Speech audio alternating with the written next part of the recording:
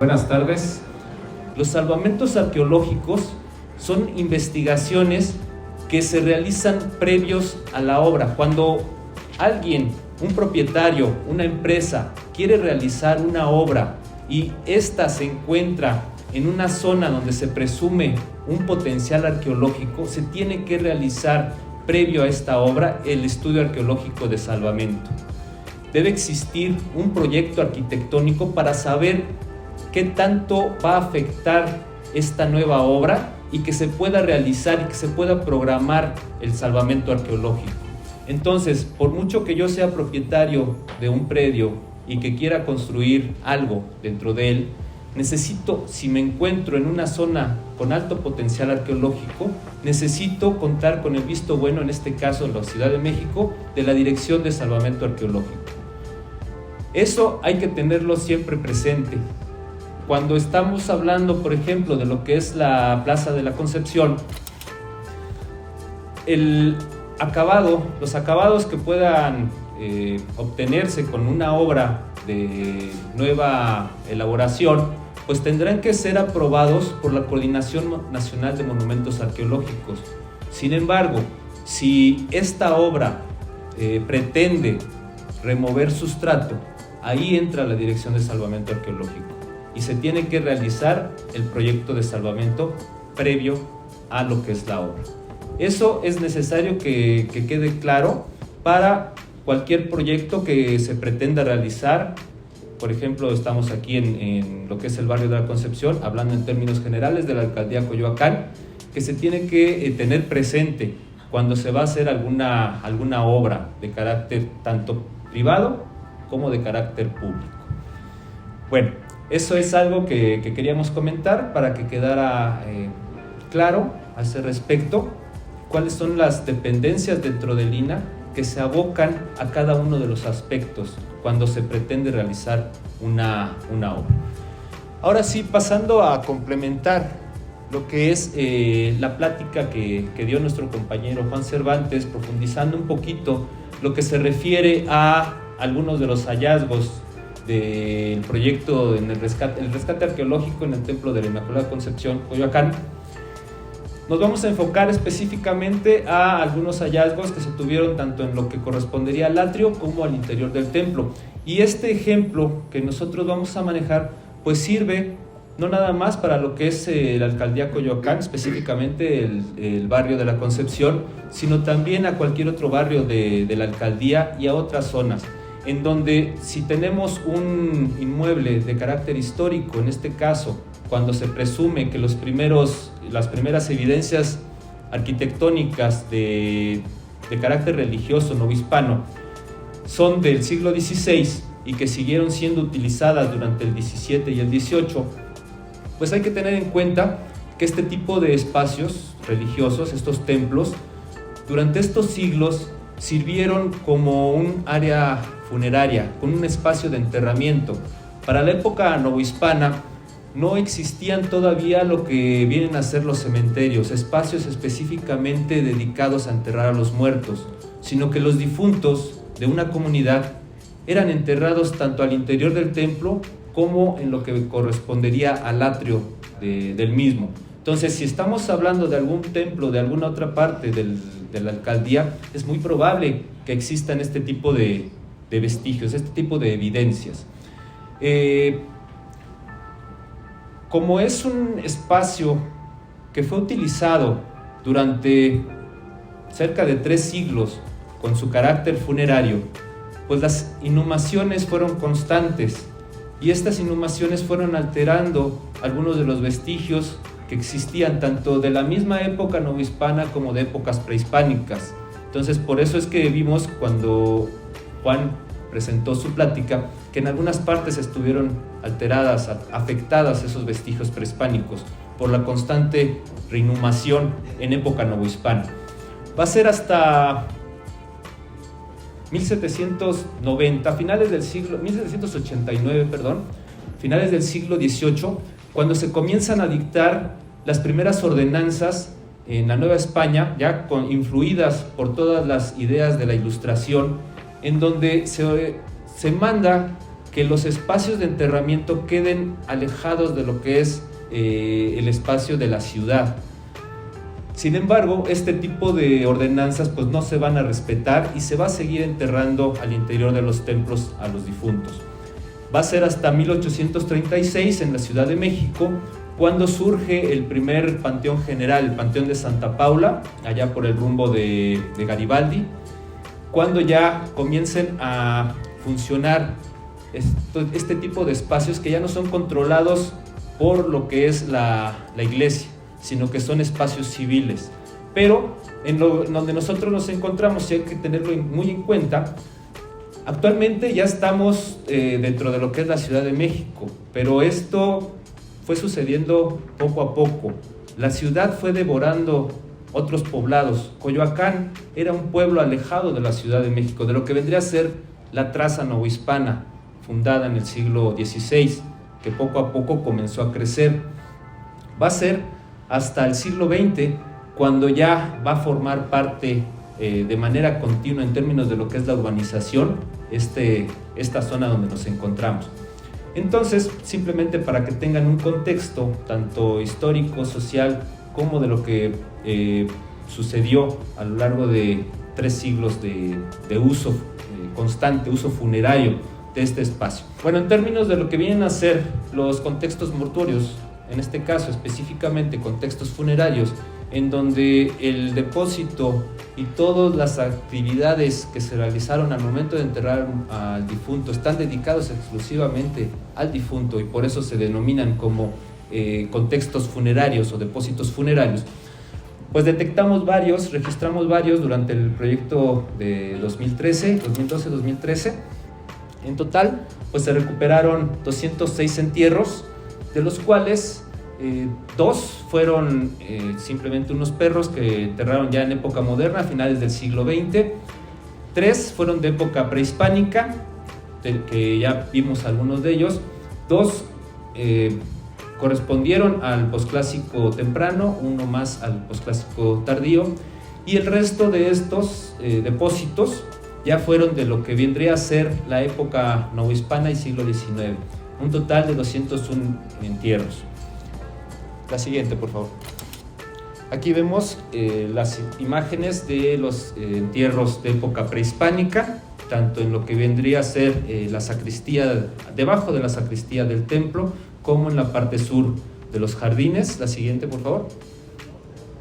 Y en términos de lo que vienen a ser ya los depósitos de época novohispana y del siglo XIX, podemos, a partir de lo que es el análisis de la estratigrafía y de lo que son los restos arquitectónicos que se fueron detectando, podemos hablar de 2 periodos de ocupación de este espacio, por lo menos 2 periodos.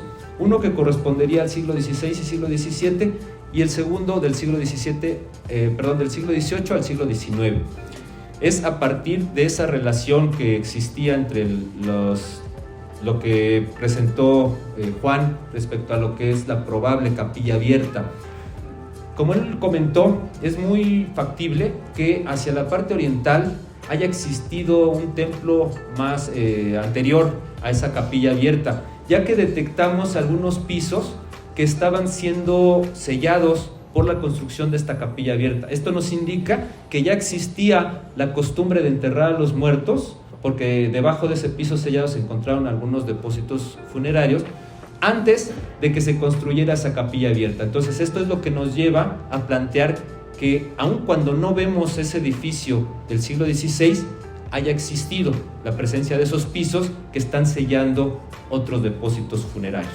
Respecto a lo que vienen a ser la costumbre para enterrar a los muertos en esta época y a partir de este trabajo que pudimos realizar, pues se ve que los muertos eran enterrados con el cráneo hacia lo que vendría a ser el poniente, lo que se denomina como una orientación oeste-este, con el rostro viendo hacia el presbiterio o hacia el altar, y la gran mayoría de los individuos estaban enterrados siguiendo esta orientación general, aunque también se contó con 8 individuos que rompían con esta orientación, de los cuales 5 estuvieron enterrados este-oeste y 2 fueron enterrados sur-norte y uno norte-sur.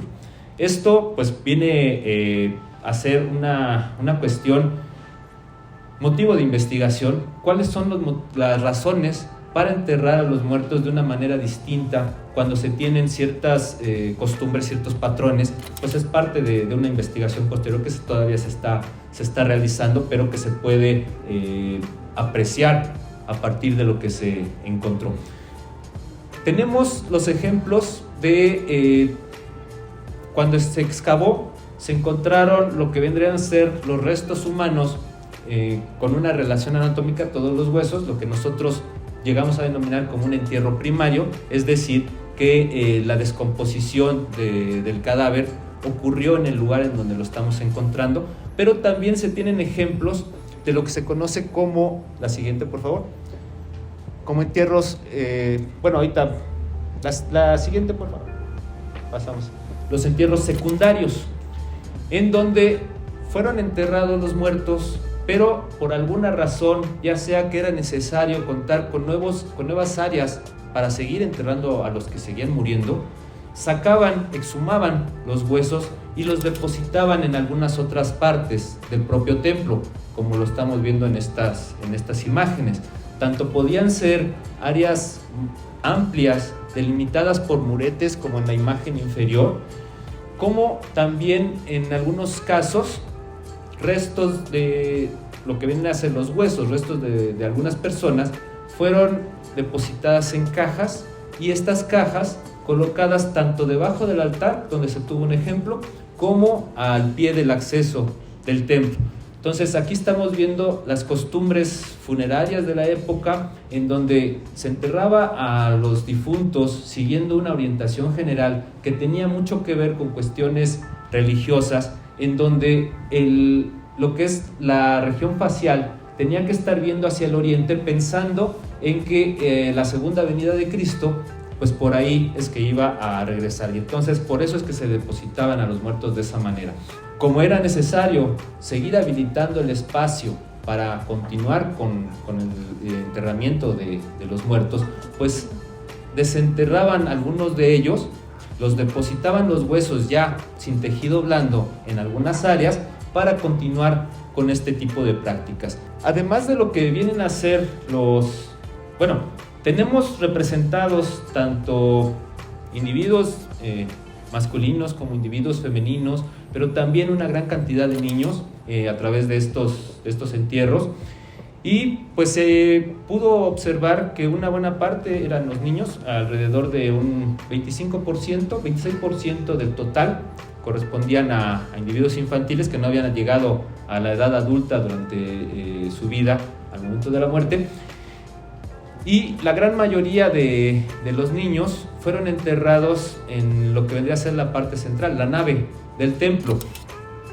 Dentro de estas prácticas, al momento de enterrar a los muertos niños, se cuenta con menciones acerca de históricas, documentos históricos, que nos hablan de lo que se conoce como el tránsito de angelitos, la muerte niña, en donde se acostumbraba a ataviar a los infantes de una manera particular, y se cuenta para el siglo XVII y XVII y XVIII con pinturas, y ya para el siglo XIX con algunas fotografías en donde se atavían a los niños y se les adorna tanto con ramos de flores como con algunas coronas o algunos otros ornamentos.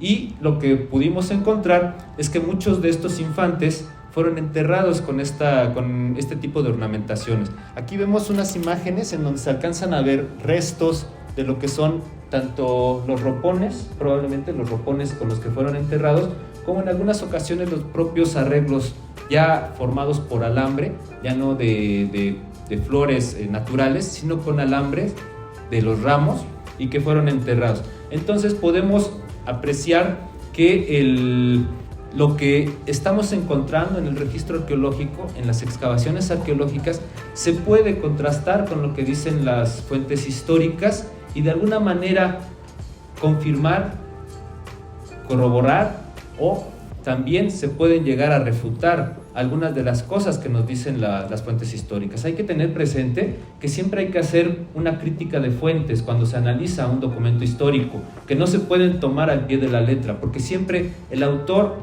o los autores pudieron tener una serie de encomiendas o ciertas motivaciones muy particulares para escribir su documento. Entonces siempre se tiene que contrastar lo que encontramos arqueológicamente con lo que nos está diciendo la fuente y llegar a nuevas propuestas.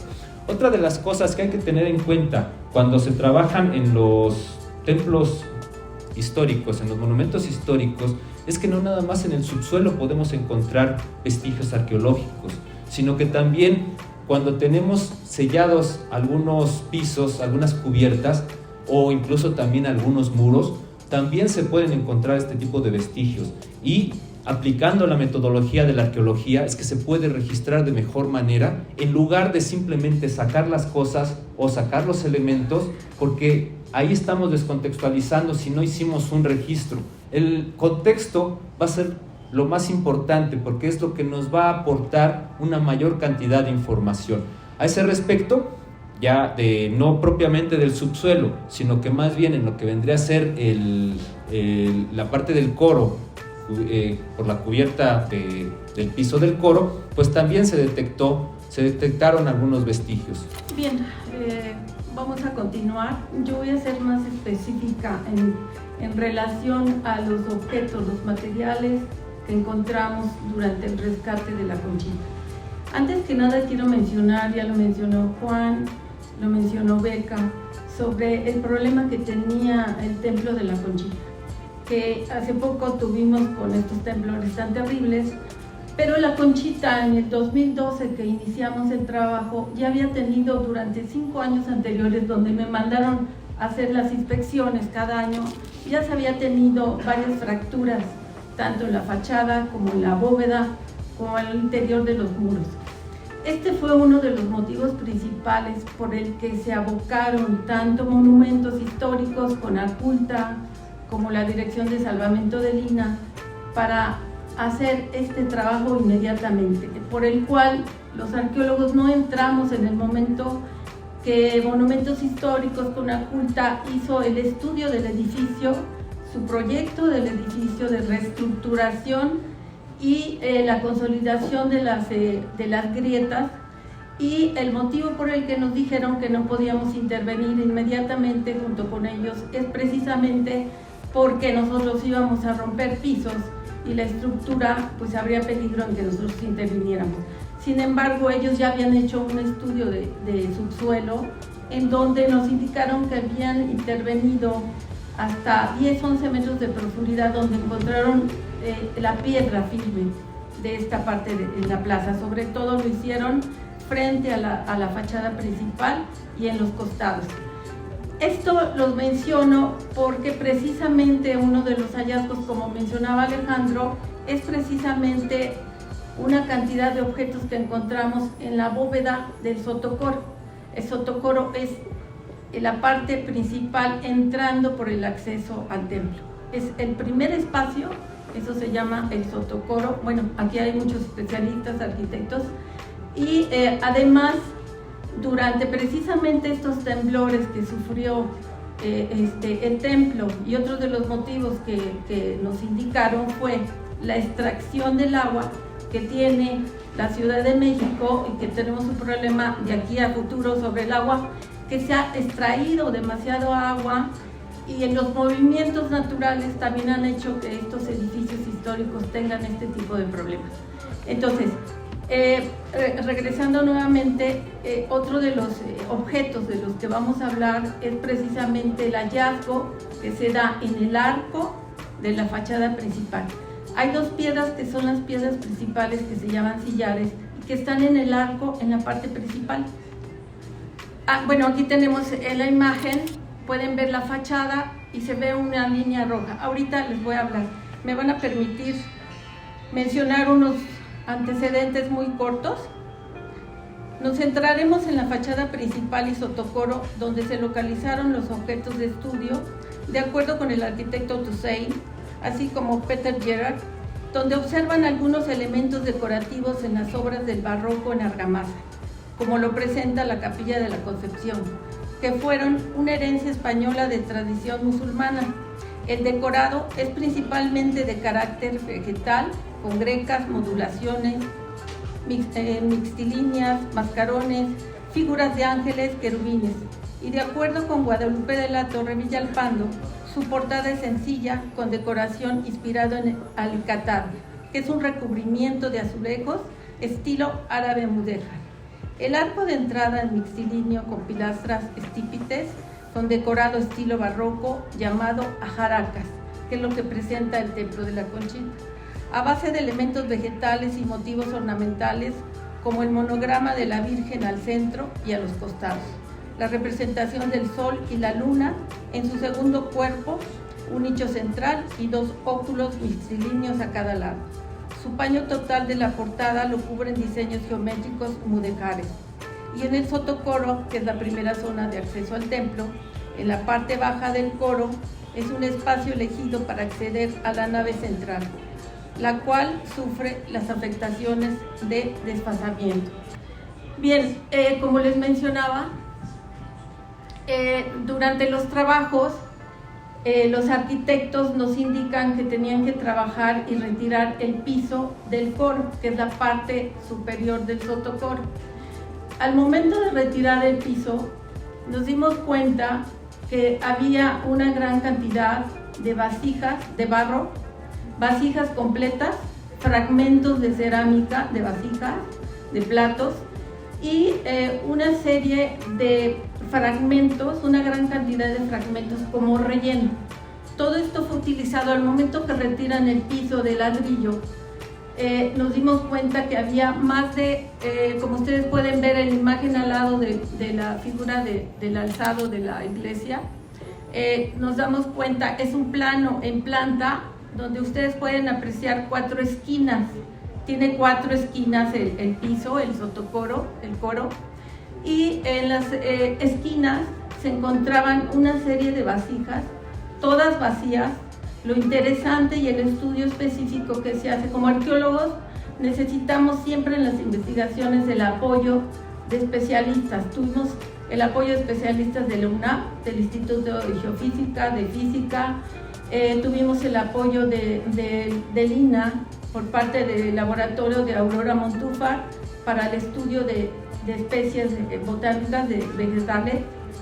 Sí, y bueno, aquí encontramos más de 100 vasijas completas. Toda la colección se encuentra en la Dirección de Salvamento Arqueológico, en catalogación, en estudio. Esperamos que a futuro se pueda exhibir y que lo conozcan las personas de la comunidad de Coyoacán y de todo el mundo. La siguiente, por favor.